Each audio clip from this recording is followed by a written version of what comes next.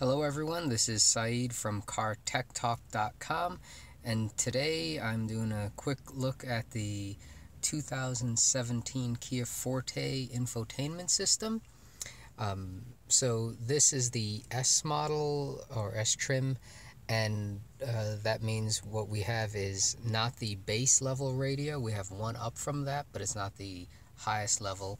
So this is the 4.3 inch touchscreen radio. The base level is also, I think it's like 4.3 inch, but it's not color and it's not touchscreen, but it actually looks pretty similar. So again, so this one, as I said, 4.3 inch full color touchscreen radio, hard buttons at the side, a few buttons below, and two knobs. You have a volume and a tuning knob, so always nice to have an actual volume knob. CD slot up top. And so what you have here is you have the radio button on the side. This is what switches between your AM, FM, and satellite stuff. And as you see there, the FM 1 and 2 and satellite 1, 2, and 3, those are basically your presets. And when you go into one, so touching that, you'd see the presets are actually at the side of the radio. So there's not actually hard buttons for that. So you just touch and there you go. Then you jump to your preset. To store a preset, it's pretty simple as well. You just tune to the radio station you want. You find, you press and hold, and there you go. Beeps. It's stored. Pretty simple. You have a media button down here as well. This button actually switches between your CD or your Bluetooth audio on your phone, or even it does have below the shifter. You also have USB port and an auxiliary port as well. So that's what the media button will do. It'll switch between that. Oh, sorry about that. That video there, it went really bright. So there's a phone button as well, and so the phone button is will actually bring up the phone Bluetooth connection to actually make calls and such and things like that. I'll turn my Bluetooth on and then you'll be able to see that. The Bluetooth connection actually works pretty well. It actually does allow you to do voice dialing from the car. You press the voice button on the steering wheel, which I'll go over here and show you. So on the steering wheel here you have what I call the bad breath guy. So you press that and please say a command after the beep. Okay. So there you go. You can actually tell it to dial a number, a name from your address book, things like that, and that actually works surprisingly well. To answer calls, you can hit the button on the steering wheel or on the radio itself. It does have a answer and hang up. For the phone, you also have the an actual dialer here, and during calls you can bring this up as well. And so if you were on like calling up a company or some automated system and you have to hit like choice 2 to jump into another menu, you can do that as well.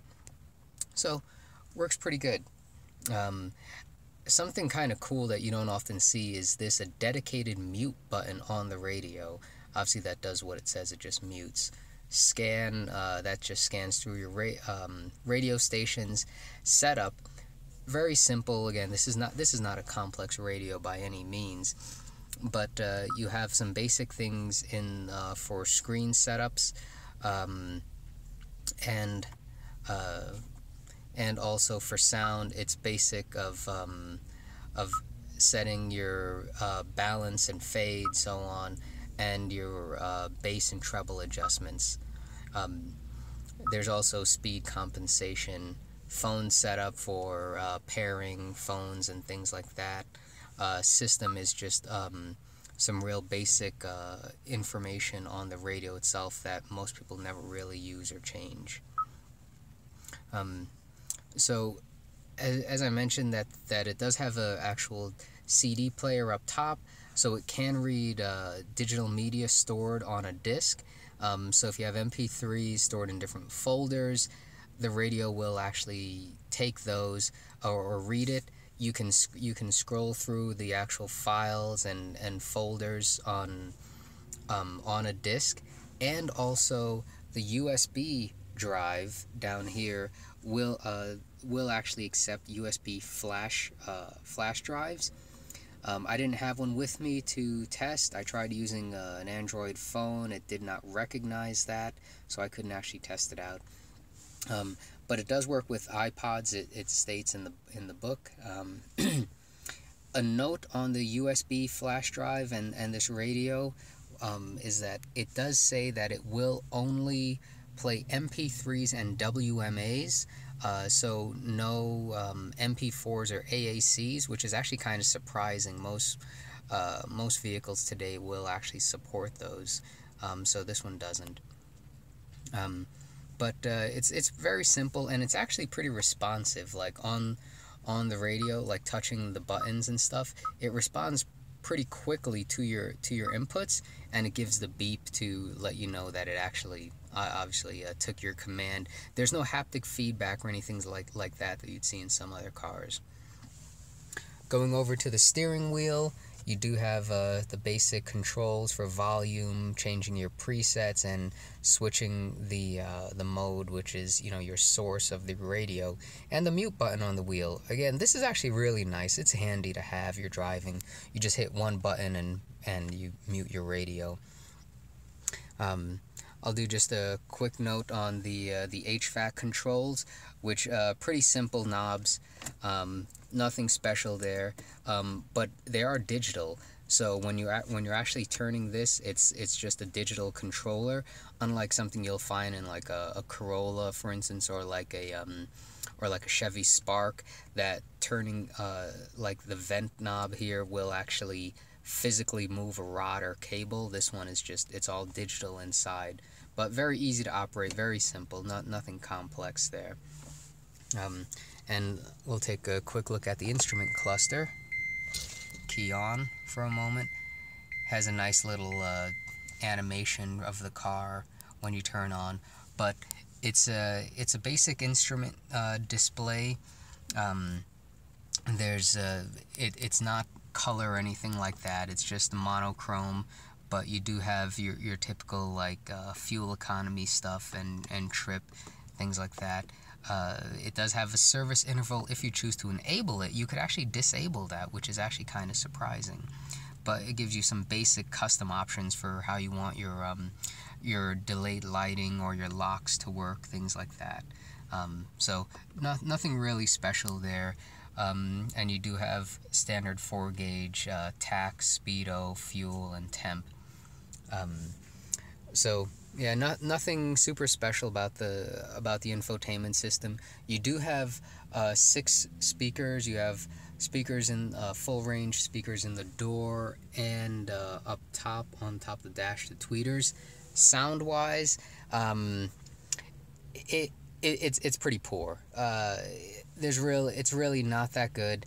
Even in the class, like in this class, you have cars like the Corolla, which certainly is a better sound. Even the Ford Focus in this class it gives you a better overall sound than this does. The radio does not get very loud, so on the highway you turn it up. If you have the windows down, it still may not be loud enough. It's loud enough that you can hear it, but may not be loud enough for what you'd like. It does do the typical like muddy bass, but it's not overly muddy. So if you leave it at about normal with the bass, about normal bass settings, it's okay. But I kind of played with the actually I'll show you here. So I did play with the equalizer a little bit, and this is kind of how I have it set up. Just a little bit more treble, or I'm sorry, a little bit more bass. Mids taken down just a notch, and treble I left in the middle because the tweeters don't blend very well with the mids coming out of the door speakers. So you start bumping up the treble or taking it down, and it really feels disconnected from what you're hearing from the door. In my opinion, they didn't really match the voice of the tweeters very well with the doors. And everything is very directional in here. When you're sitting, you know exactly where the speakers are in the car. You hear exactly where the sound is coming from. It doesn't blend very well. The speakers in the back, they're very low, so most of the volume is coming out of the front speakers. Listening to most sources, you can turn the volume all the way up, and it doesn't actually get that distorted. But like I said, it's not great sound, but it is what I'll say tolerable, if that makes sense.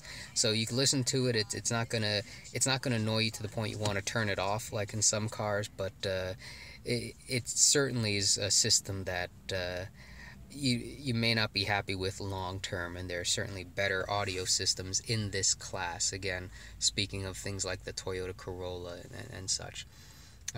So yeah, that's a quick look at the audio system in this 2017 Kia Forte. This is Saeed from Car Tech Talk signing off. And if you want to see more stuff, just go to the website www.cartechtalk.com or subscribe to the channel on YouTube. Thanks.